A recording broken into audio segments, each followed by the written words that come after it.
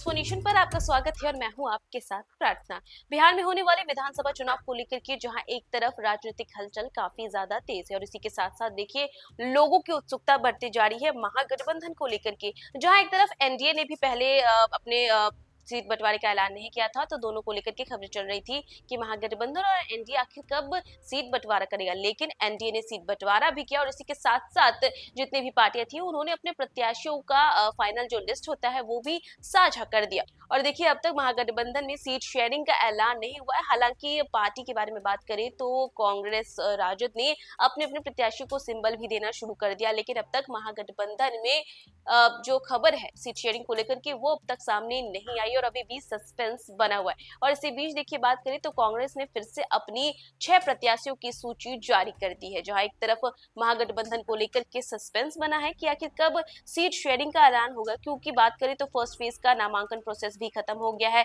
Second phase का नामांकन process का आज आखिरी दिन है और ऐसे में देखिए अब तक सीट शेयरिंग नहीं हुई है। तो वही कांग्रेस ने भी अपनी नई सूची जो है वो जारी कर दी है। दरअसल बात करें तो बिहार चुनाव को लेकर के हलचल तेज है। महागठबंधन में घटक दलों के बीच सीटों का पेच अब भी फंसा हुआ है और इसी बीच कांग्रेस ने अपने 6 नए उम्मीदवारों की सूची भी जारी कर दी है और इस तरह कांग्रेस ने अब तक अपने 60 प्रत्याशियों का ऐलान कर दिया है। कांग्रेस की नई सूची में वाल्मीकि नगर से सुरेंद्र प्रसाद कुशवाहा को टिकट मिला है, वहीं अररिया से पार्टी ने अबिदुर रहमान को टिकट दिया है। इसके अलावा अमौर विधानसभा सीट से जलील मस्तान को प्रत्याशी बनाया गया।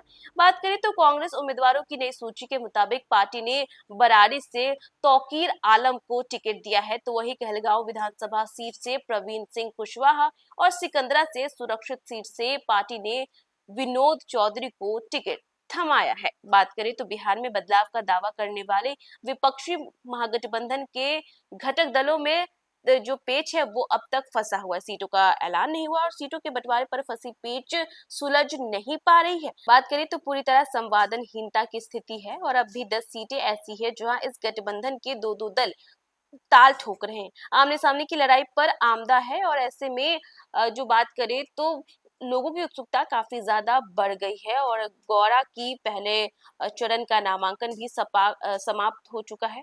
फर्स्ट प्रोसेस जो था नामांकन का, फर्स्ट फेज का प्रोसेस वो भी पूरी तरीके से खत्म हो गया। सेकेंड फेज का प्रोसेस भी आज जो है उसका लास्ट डेट है और ऐसे में देखिए अब तक सीट शेयरिंग का ऐलान नहीं हुआ। दूसरे चरण का भी नामांकन समाप्त हो रहा है, लेकिन महागठबंधन अब तक यह भी घोषित नहीं कर सका कि किस दल को कितनी और कौन कौन सी सीट दी जाएगी। हाल ही यह कि बिहार की कुछ सीटों पर महागठबंधन के घटक दल एक दूसरे के आमने सामने है और अब तक महागठबंधन में सीटों का बंटवारा होने और एक दूसरे की सीट पर दावा करने से कांग्रेस और राजद नेताओं के बाद बातचीत बंद है। उधर राजद अपने उम्मीदवारों को लगातार सिंबल बांटने में लगा है। सहयोगियों को दरकिनार कर राजद ने प्रदेश कांग्रेस अध्यक्ष राजेश राम की कुटुंबा सीट के साथ ही 1 दर्जन सीटों पर अपने उम्मीदवार उतार दिए हैं और इससे राजद और कांग्रेस के बीच ही मुकाबला होने की संभावना उत्पन्न हो गई है। देखिए सीटों से दोनों आमने सामने और इसी बीच देखिए जहां एक तरफ अब तक महागठबंधन में सीटों का ऐलान नहीं हुआ है, तो वहीं दूसरी ओर कांग्रेस ने भी अपनी फिर से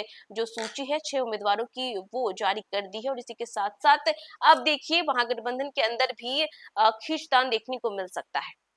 तो देखा आपने कि जहां एक तरफ अब तक महागठबंधन में सीट शेयरिंग का ऐलान नहीं हुआ है, जहां तक बात करें तो फर्स्ट फेज का जो नामांकन प्रोसेस था वो भी खत्म हो गया और सेकंड फेज का नामांकन प्रोसेस जो है आज उसकी लास्ट डेट है और ऐसे में देखिए अभी तक सीट शेयरिंग का ऐलान नहीं हुआ और इतना ही नहीं अब तो बातचीत भी इस पर बंद हो गई है। वही बात करें तो लगातार बीजेपी का कहना था कि जहां एक तरफ को बात करें तो नीतीश कुमार भी काफी ज्यादा चुनाव को लेकर के एक्टिव नजर आ रहे हैं, तो वहीं तेजस्वी यादव में ये एक्टिवनेस नहीं दिख रही है। और इसी बीच देखिए अब जहां एक तरफ महागठबंधन ने सीटों का ऐलान नहीं किया है, तो वहीं दूसरी ओर कांग्रेस और राजद आमने सामने आ गई है, जिसकी वजह से महागठबंधन के अंदर खींचतान देखने को मिल सकती है। तो फिलहाल इस खबर में बस इतना ही। न्यूज़ फॉर नेशन पे खबरों का सिलसिला जारी रहेगा, तब तक के लिए नमस्कार। सूरज की पहली किरण के साथ जाग उठा बिहार, हर मत बने नई उम्मीद, हर कदम जिम्मेदारी।